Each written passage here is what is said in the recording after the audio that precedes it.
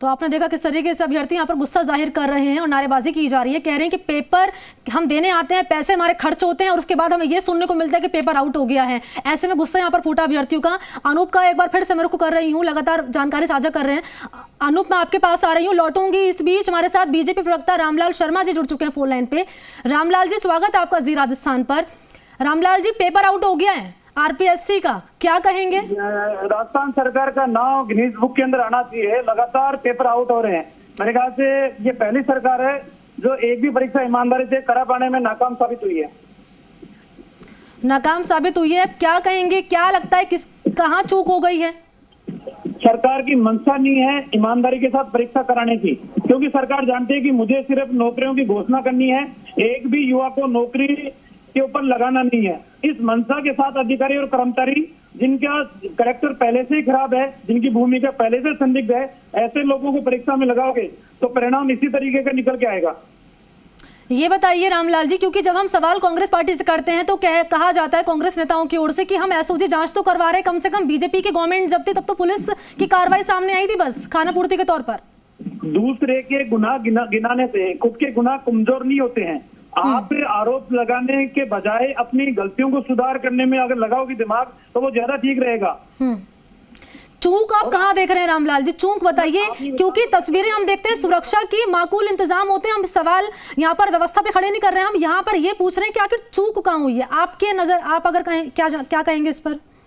देखिए, जब एग्जाम के अंदर ड्यूटी उन लोगों की लगेगी जो संदिग्ध भूमिका के अंदर है। राजीव गांधी स्टडी सेंटर के लोगों की ड्यूटी लगा के रीट का पेपर आपने आउट कराने का काम किया। इन परीक्षाओं के अंदर भी अगर जांच कराओगे तो ऐसे संदिग्ध आदमी पाए जाएंगे जिनकी वजह से परीक्षाओं के पेपर लीक हो रहे हैं। और दुर्भाग्य है राजस्थान के उन युवाओं का जो सपने संजोए बैठे हैं कि इस परीक्षा के अंदर तो मेरा नंबर आने वाला है। हाँ। लगातार 3 साल 4 साल से मेहनत और परिश्रम करने वाले युवा बाहर खड़े हैं और बेईमान लोग इस परीक्षाओं के अंदर पास हो रहे हैं। मुन्ना भाई परीक्षाओं में पास हो रहे हैं। लाखों रुपए की वसूली के कई मामले राजस्थान के अंदर ध्यान में आ गए सरकार के, इसके बावजूद भी कठोर कार्रवाई नहीं हो पाई। विधानसभा के अंदर भी बिल पारित कर लिया, उस बिल के प्रावधानों के ऊपर भी कोई मुकदमे दर्ज नहीं हो रहे, तो डर तो किसी का रहा ही नहीं ना। नहीं, जयपुर में अगर मैं भी तस्वीरें देख रही थी, रामलाल जी हमारे सहयोगी दिखा रहे थे, जयपुर में बड़ी संख्या में स्टूडेंट पहुंचे थे एग्जाम देने के लिए, उनको भी कह दिया गया पेपर आउट हो गया है। आपने जाके मुलाकात करी उन अभ्यर्थियों से? जी बिल्कुल, मैं अभी मेरे क्षेत्र के अंदर हूँ, मैं यहाँ से निकल रहा हूँ, बिल्कुल मुलाकात करेंगे।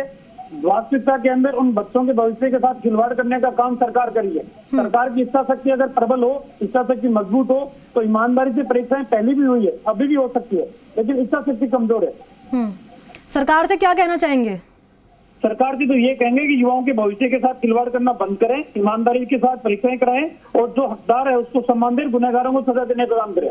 चलिए ठीक है, शुक्रिया आपका रामलाल जी हमसे बातचीत करने के लिए। तो कुल मिलाकर ये कहा गया है रामलाल शर्मा की ओर से कि पारदर्शिता के साथ इस परीक्षा को कराया जाए, भविष्य जो अभ्यर्थियों को खराब होता है वो खिलवाड़ करना बंद करे। तो ये तस्वीरें आप लगातार टीवी स्क्रीन पर देख पा रहे हैं। हमारे साथ सहयोगी भी लगातार आप देख रहे हैं कि जुड़े थे और तमाम जानकारी लगातार साझा उनकी ओर से की जा रही है। देवेंद्र सहयोगी फोन लाइन पर मौजूद है। देवेंद्र, मैं आपसे जानना चाहूंगी अभी क्या अपडेट है आपके पास, साझा कीजिए।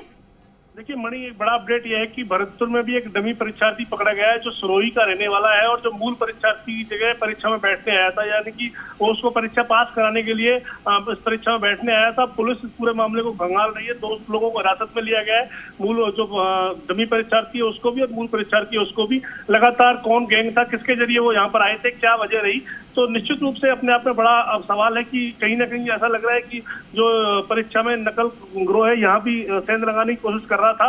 और जिस तरीके से डमी परीक्षार्थी पकड़ा गया है, पूरे मामले में पुलिस ने अनुसंधान शुरू कर दिया है और तमाम जो परीक्षा केंद्र है उन पर भी जांच की जा रही है। इस बीच हंगामे की तस्वीरें भी सामने आ रही है। लगातार जो स्टूडेंट जो बाहर से परीक्षा देने आए थे वो लगातार उनका विरोध प्रदर्शन भी जारी है। जी अच्छा, ये बताइए देवेंद्र कि जिस डमी कैंडिडेट को पकड़ा गया है और जिस मूल अभ्यर्थी को पकड़ा गया है, मूल अभ्यर्थी के स्थान पर ये परीक्षा देने आया था, शुरुआती तौर पर क्या जानकारी मिल रही है? शुरुआती तौर पर ये कहाँ का रहने वाला था, इसका क्या नाम है, कहाँ से इसको पेपर मिला, पुलिस की ओर से शुरुआती तौर पर बयान कुछ? देखिए, अभी पुलिस की ओर से अभी कोई बयान नहीं आया, लेकिन जो पुलिस सूत्रों से हवाले से जो जानकारी निकल कर आई है उसमें यह है कि जो डमी परीक्षार्थी है वो सिरोही का रहने वाला है और उसके खिलाफ अभी एक FIR दी जा रही है। और जो मूल परीक्षार्थी है वो भरतपुर का रहने वाला है। अब किसने उन्हें कांटेक्ट किया, किस कांटेक्ट के जरिए वो भरतपुर पहुंचे, या अकेला वही डमी परीक्षार्थी ऐसा था या उसके साथ और भी कई लोग यहाँ पर भरतपुर में परीक्षा देने आए थे या लगातार परीक्षा दे रहे थे, क्योंकि लगातार पिछले 3 से 4 दिन से परीक्षा चल रही थी। अब पूरे मामले को पुलिस खंगालने की बात कर रही है। लगातार पुलिस के जो आला अफसर है पूरे मामले में अपनी पैनी नजर बनाए हुए हैं। लगातार जो अनुसंधान अधिकारी है उनसे भी और जो परीक्षा केंद्र है उनपे भी सभी पे भी जांच हो रही है। ठीक है देवेंद्र, बहुत शुक्रिया आपका तमाम जानकारी के लिए। अपडेट मैं आपसे लेती रहूंगी। तो देखिए, कुल मिलाकर ये कि बहुत बड़ा नेटवर्क है जिसका पता लगाने की जरूरत है। हालांकि कार्रवाई पुलिस की ओर से और SOG की टीम